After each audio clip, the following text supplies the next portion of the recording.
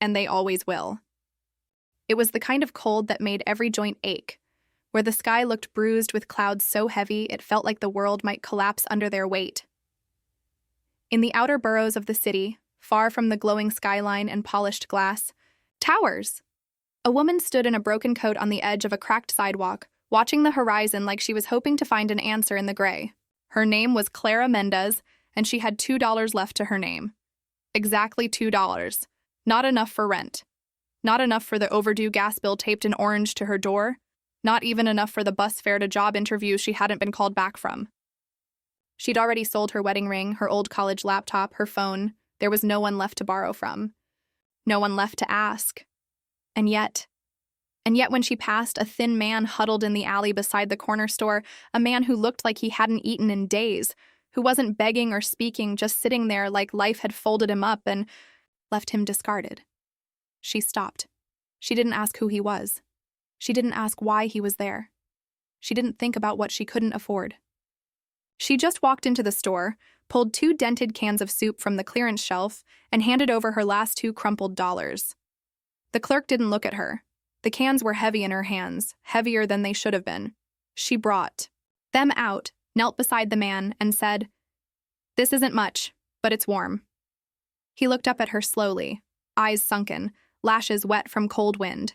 His lips parted but said nothing, just nodded. Just held the cans like they were gold bricks. She smiled, stood, and walked away. Before we go further, make sure to like and subscribe, and drop a comment below telling me where you're watching this from. I love hearing your stories too. Clara didn't look back. She didn't know that the man she just fed hadn't been sitting in that alley because he was homeless, or hungry, or forgotten. He had chosen that alley. He had chosen the cold because he had been looking for something, or maybe someone. Nathaniel Vale was a billionaire, not just by accident, but by ruthless, relentless precision. A man who turned one small real estate loan into a continent-spanning empire. Forbes, Time, CNN, they'd all called him a ghost tycoon, someone who built fortunes while staying eerily invisible, like he didn't want the world to know he was watching. And he had been watching. He'd come to that corner in a torn coat, no security, no driver, no entourage, just to see something real. He'd grown sick of the masks people wore when they saw his face or his signature. He wanted to see what people were like when they thought he was no one. He'd sat there for 6 hours. 6 hours in the bitter wind. Dozens had passed. Some stared. Most turned away. One spat. But only one woman stopped. Only one knelt. Only one gave him everything she had. He didn't open the soup until she was gone. Didn't taste it until his assistant had picked him up in a car parked around the block. He told no one what had happened, as though not even his closest advisors. Not yet. Instead, he sent a message. A quiet one. Clara had returned home to the silence of an apartment with no heat. The walls creaked like old bones. Her fridge held a half loaf of bread, some wilted lettuce, and nothing else. She laid down in her coat on a mattress without a frame and stared at the ceiling, wondering how long it would be before she was the one sitting on the sidewalk. In the morning, she heard a knock. It was soft, hesitant. She opened the door, expecting maybe a landlord's warning or another bill. Instead, a courier in a black coat handed her a thick envelope and walked away without a word. Inside, a printed letter on paper so thick it felt like wood. It read, "This is for the warmth you gave when you had none left to give. You reminded me what wealth is really for." Below it, an official document. A direct transfer of $12.5 million already cleared. Already waiting. Already hers. Clara screamed. Not a scream of fear. A scream of release. She sank to the floor, legs giving out, shaking so hard she thought the walls would collapse with her. She read the name again. Nathaniel Vale. The name. The signature. The bank. It was real. It was happening. And the world she'd known, the one of canned soup and walking through frost with no gloves, began to split open at the seams. She didn't sleep that night either. How could she? But what she did next, what she chose to do with that gift, would echo far beyond her own life. Because Clara wasn't just about to be wealthy. She was about to become something else entirely, something the billionaire never expected. The world doesn't change all at once, not even with $12.5 million. It creaks open, slow and uncertain, like a rusted gate at the edge of some forgotten garden. And when you've lived most of your life bracing for impact, for the slap of eviction, for the gnaw of hunger, for the ache of being invisible, you don't sprint through that gate. You don't rejoice. You step lightly, like the grass might disappear under your feet, like the sun might vanish the moment you reach for it. That was Clara. The first thing she did wasn't scream or shop or even cry. She sat on the floor, next to the crumpled envelope and the legal documents and the black-inked note that had rewritten the laws of her universe. Her knees tucked to her chest, her hands gripping her sleeves. It was quiet. Too quiet. Not the silence of peace, but the kind that comes right before a storm or after you've stepped off a cliff and haven't landed yet. Clara had never seen $1,000 in her bank account at once, let alone millions. The most she'd ever held in cash was $82, 2 20s, a 10, and the rest in rumpled bills with corner store change sticking to her palm. Now there was a number with 7 digits beside her name in a bank she'd never even heard of. Verified. Transfer complete. Final. She called no one. Not at first. She needed time to believe. She needed time to breathe. And then she heard it. Soft footsteps on the hallway linoleum, the tiny familiar scuff-scratch of sneakers 2 sizes too small, the slight wheeze in the breath of her 8-year-old daughter. Mom? Clara turned. Anya stood there, clutching her frayed backpack, her eyes wide with the gentle confusion of a child who knows something is different but hasn't figured out what. Hey, baby, Clara whispered. Anya stepped closer. Why are you on the floor? Clara smiled. Her lips trembled. She opened her arms. Anya dropped her backpack and ran into them like a storm bursting through a door. Clara held her tightly, burying her face in her daughter's hair, inhaling the scent of school crayons, worn fabric, and the faint peppermint Mrs. Ramirez gave her when she behaved. Are we okay? Anya asked softly. Clara nodded. Then, for the first time in months, maybe years, she said it and meant it. Yes, she whispered. We're going to be okay. But money is a strange thing. It doesn't just solve problems. It reveals things. And Clara, who had spent her whole life struggling, working 2 jobs and still coming home to a fridge filled with air, stretching diapers for one more night, listening to landlords pound on doors with hands that always demanded, never gave, didn't know what it meant to have. She didn't know where to start. So she began with what she understood best: needs. The next morning, she returned to the outreach center. Not as a client, but with an envelope in hand. She waited patiently while the woman at the desk, Teresa, typed up intake forms for a shivering family of 4. Clara stepped forward and said, "Hi, I'm here to donate." Teresa blinked. "Oh, sure. What? Clothes? Cans?" Clara handed her the envelope. Teresa opened it, slowly. Inside, a cashier's check for $250,000. The woman froze. "I was helped here once," Clara said, voice shaking. "I want other people to feel safe too. That was only the beginning." She called the landlord whose building she lived in, a tired man named Mr. Kagan who had once, during Clara's worst month, allowed her to stay despite owing 3 weeks of rent. When she told him she wanted to buy the building, he laughed. She wasn't joking. Within 2 weeks, Clara Mendez became the legal owner of a 4-floor walk-up on Howard Avenue. The first thing she did was draft notices. Rent frozen for all existing tenants for 2 years. No evictions. One of the tenants, a single father named Jamal, who worked nights at the hospital, wept openly in the hallway when he read it. But Clara didn't do it for tears. She did it because she remembered. Every pink slip, every warning. Every time she'd curled up on that stained mattress, praying her child wouldn't see her break. It took 3 weeks for the media to catch on, a whisper in a Brooklyn community Facebook group. A photo posted by a volunteer from the shelter who'd received another anonymous donation from a woman named Clara, then a reporter, then 2. Then a knock on her door from a producer at Channel 4. Clara didn't want the attention, but she agreed to speak. Not because she liked the camera, but because people needed to know. She sat in a borrowed chair in front of a chipped blue wall, her daughter playing quietly behind the scenes with a volunteer holding snacks. She wore the same coat, the torn one, by choice. "I didn't do anything special," she said. "I gave a man 2 cans of soup. That's it. I didn't expect anything back." The reporter leaned in. "But it changed your life." Clara paused. "No," she said slowly.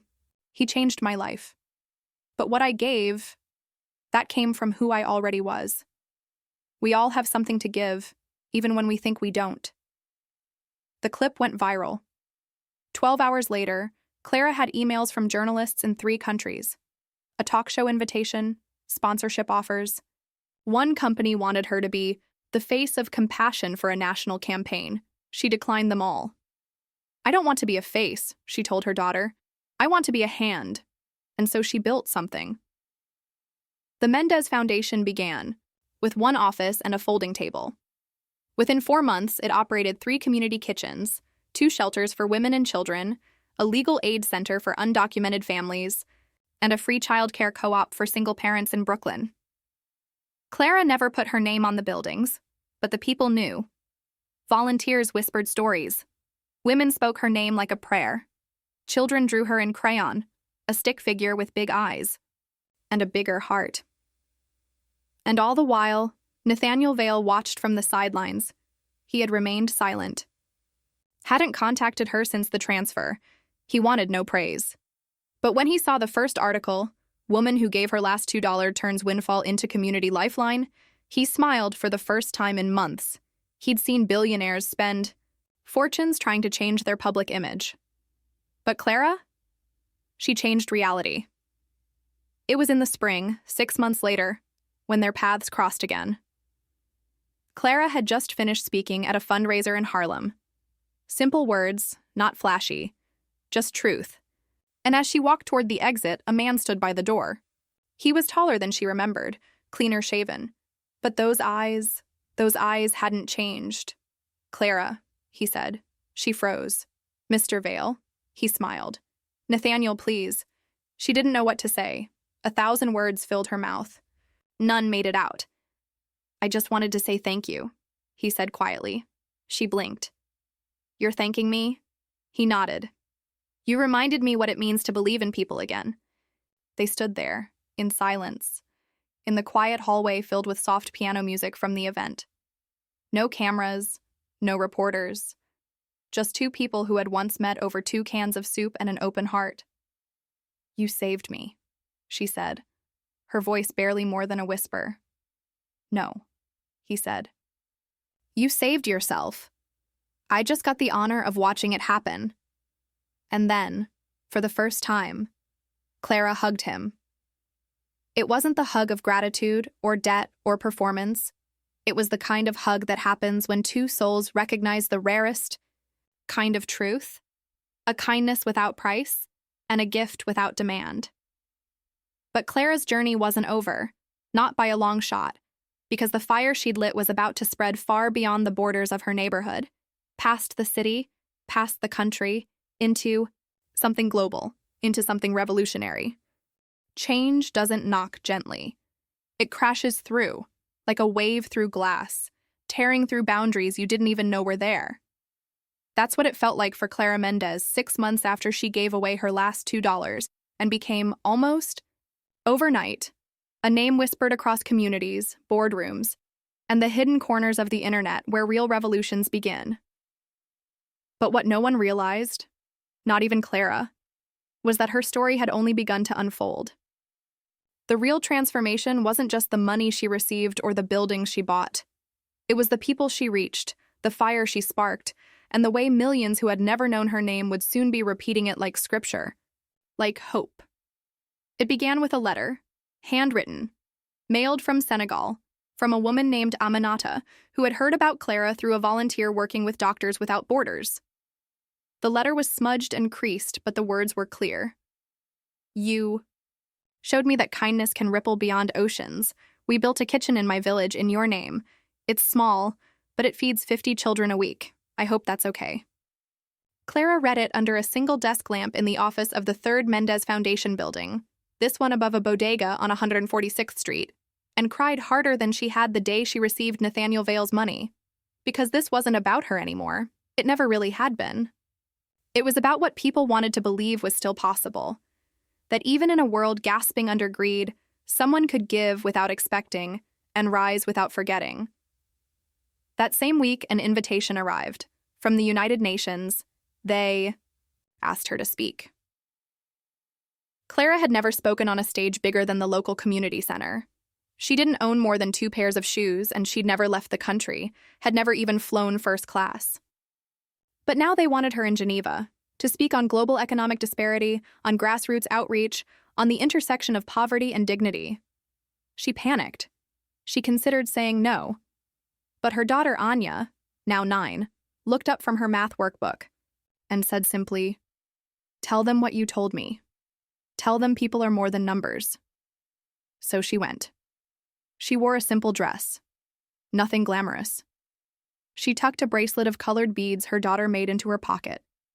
And when she stood before world leaders, economists, influencers, billionaires, she told them the truth.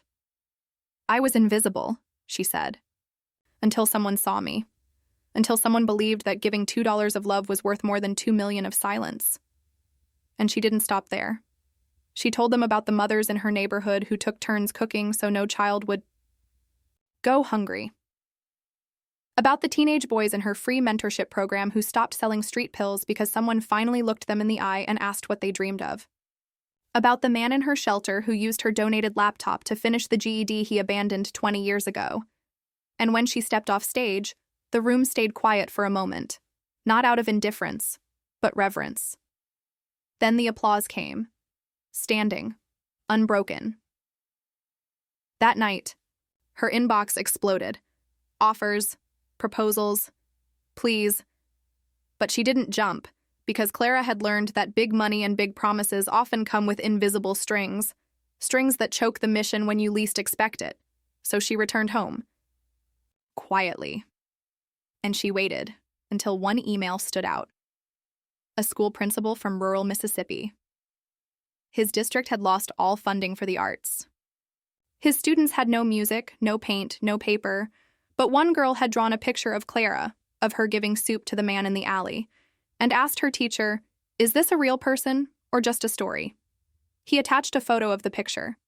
The bright stick figures, the soup cans, the alley, the words scribbled in the corner, "Be good even if nobody sees you." Clara closed her laptop and cried again. Then she flew to Mississippi, without press, without announcement. She stepped into that school, walked into that classroom, and when the teacher pointed to the little girl who drew the picture, Clara knelt and said, "I'm real, and you made me more real than I've ever been." She funded a new arts program, not just for that school, for 37 schools across 5 states. She called it the Last $2 Fund. The goal? Find communities with nothing and give them enough to build something. But everything has a shadow. And Clara's light had begun to cast long ones. A blog, run by a right-wing columnist, published a piece titled, "From Welfare to Woke Messiah, The Myth of Clara Mendez." They questioned where the money really came from, accused her of laundering. Called the Mendez Foundation a publicity machine. Another media outlet aired grainy footage of Clara hugging a young man in a hoodie, a former gang member she'd hired to run logistics for her food drives. The voiceover asked whether she was protecting criminals. Clara didn't respond. At first, but the attacks grew. A protest erupted outside one of her shelters, fueled by a group of conspiracy theorists convinced she was part of some elite experiment. They shouted that no one gives $12.5 million to a stranger. They said it had to be rigged. They said no woman like her could be that good. Clara stepped onto the sidewalk that night, surrounded by noise and venom and the rage of people who had forgotten what hope looked like. She didn't shout back. She raised a megaphone and said just one thing. "I was hungry. I gave anyway. And someone saw me. If that offends you, ask yourself why." She walked back inside. The crowd thinned, and behind them, left behind on the sidewalk, was a handwritten note. No signature. Just ink, rushed, scrawled, I hated you. But now I don't. I don't understand you, but I think maybe I want to. Thank you for not yelling back. Clara kept it in her wallet, beside her daughter's bracelet. By the end of the year, the Mendez Foundation had built partnerships with 4 international NGOs. They had opened 8 new shelters. A tech company, anonymously inspired by her story, donated 2,000 refurbished laptops to students in her programs. A new apartment complex was breaking ground in East Harlem, the Clara House, with units reserved for single mothers, artists, and veterans. But something else was happening now. Something deeper. People around the world began what journalists would later call the Clara Challenge. Random acts of kindness. Documented not for clout, but to encourage. A woman in Toronto gave her coat to a freezing busker. A man in Rio paid the hospital bill of a stranger. A teenager in Manila started a rice bank for his neighborhood, stocking it with his own lunch. Money. All of them pointed back to Clara, to her story, to her $2. And somewhere in the shadows of it all, Nathaniel Vale watched. He had gone quiet again. His health had worsened. His public appearances grew rare. Rumors swirled that he was stepping down from his empire. But then, without announcement, he did something no one expected. He transferred another $15 million, not to Clara, but to the Mendez Foundation. The attached note read, "You turned your story into thousands. I believe you'll make it millions. I don't need credit. I just need to know someone out there still believes the world can be repaired. You reminded me that it can." Clara opened the letter, then closed it, then opened it again. Her hands trembled. But not with fear, with purpose. She had become a seed that bloomed in the dark. But her greatest test, her most soul-defining moment, was still ahead. Because everything she had built, everything she had fought to protect, was about to face. A storm more personal than poverty, more crushing than doubt. And it would begin with a single phone call on a rainy night, with a voice she hadn't heard since she was 15.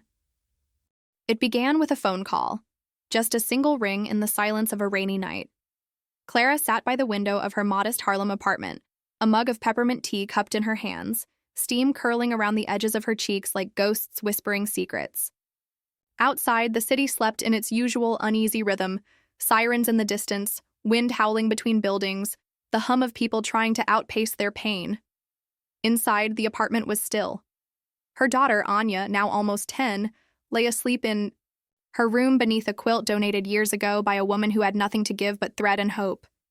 And then, her phone buzzed, unknown caller. She hesitated. It was almost midnight. She rarely answered late calls anymore. Most were media requests. Some were scams. A few were just broken people hoping for miracles. But something inside her told her to answer. She tapped the screen. "Hello?" There was a long silence, then a voice. Gravelly. Familiar in the way only blood can be. "Clara." Her breath stopped. "Poppy?" she whispered. A sound. Maybe a choked sob. Maybe a laugh. Maybe both. I heard about you. Saw you. On TV. In the papers. Dios mío. She didn't speak. Couldn't. Because this was the man who had vanished when she was 15. Who left a note scribbled on lined paper that read, "I can't take care of you anymore." Who walked out the day after her mother died and never returned. Who had haunted her in every late-night whisper, every tear hidden from Anya, every moment she questioned whether love ever really meant forever. "Where are you?" she asked, voice trembling. "San Antonio. Homeless shelter. Vets. I've been sick, PTSD, liver failing. But someone handed me a newspaper. Said you were changing the world. I thought they made a mistake." Clara swallowed. He was dying, and he was hers. That night, she didn't sleep. She sat curled on the couch with old photos spread across the floor. Her mother's sunlit smile, her father in his army uniform, her own face between them at age 6, innocent and unaware of the abandonment that would come like a thief in the night. By morning, she had booked a flight, When she arrived at the shelter, she didn't walk in like a public figure. She walked in like a daughter who had lived 1,000 lives in her father's absence. The smell of disinfectant and sweat hit her like a wall. A thin man lay curled on a cot in the corner, oxygen tube snaking into his nose. His eyes met hers. She expected anger, resentment, walls.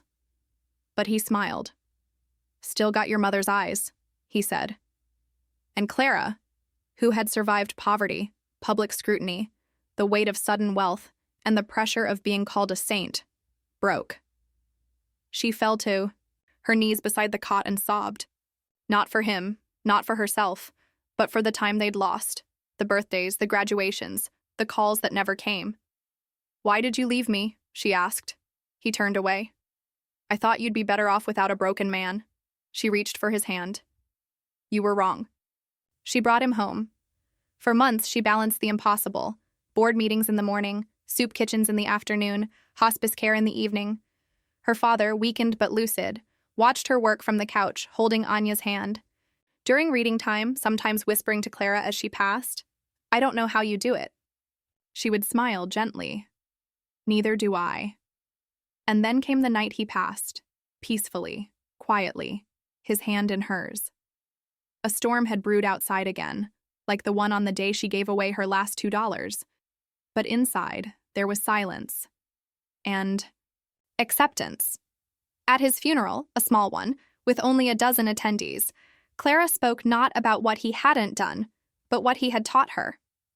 "To forgive," she said, voice cracking, "is to cut the rope tied to your own anchor." She let him go, and she kept going. The world kept turning. But Clara was changing it now, not just reacting to it. She used the last of her windfall from Nathaniel Vale's second donation to create a global initiative called Givers First, fund dedicated to supporting anyone who gave what they couldn't afford to lose. Whether it was a meal, a jacket, a bed, or time, if you gave selflessly, the foundation found you.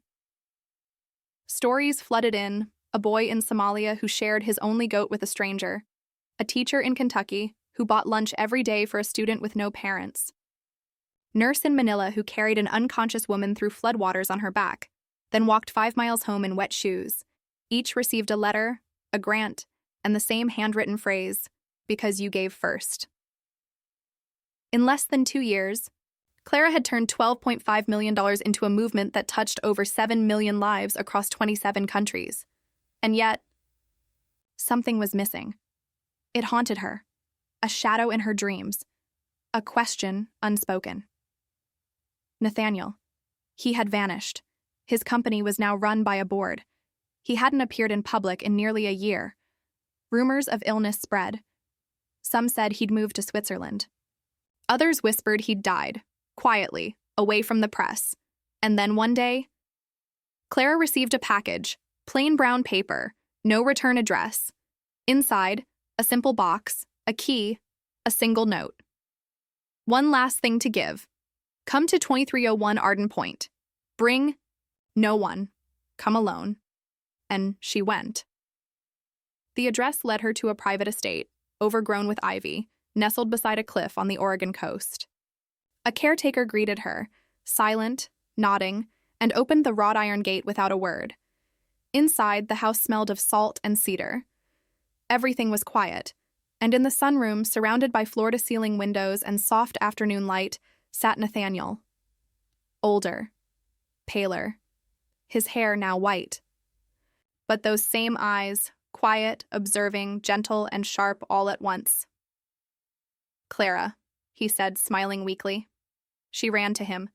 They sat for hours, no cameras, no reporters, just two people whose lives had once crossed by accident and changed the world because of it. "I didn't reach out again," he said, "because I didn't want to interrupt your story. I needed to know it was yours, not mine." She took his hand. "You gave me the means. I gave them away. We both did what we were meant to do." He looked out the window. "I'm dying." She didn't cry. "I know." He handed her a second envelope. Inside, a trust. Papers, deeds, ownerships. "This estate and everything in it. Yours. to turn into whatever you see fit. But why? She asked. He looked at her. Because you're the only person I've ever trusted not to build a kingdom, but to build a home. 3 years later, the estate had transformed into the Giver's Retreat, a sanctuary for those who had given everything and had nowhere left to go. Social workers, activists, veterans, nurses, teachers, burned out, beaten down, and in need of healing. They came, and they left whole again. Clara never called herself a hero. She still wore the same coat, now stitched with fabric from every country, where the foundation had planted hope, and every year, on the same day, she walked to a small stone bench overlooking the ocean, where a plaque read, "Here once sat a man who believed in a woman," and that made the world believe again.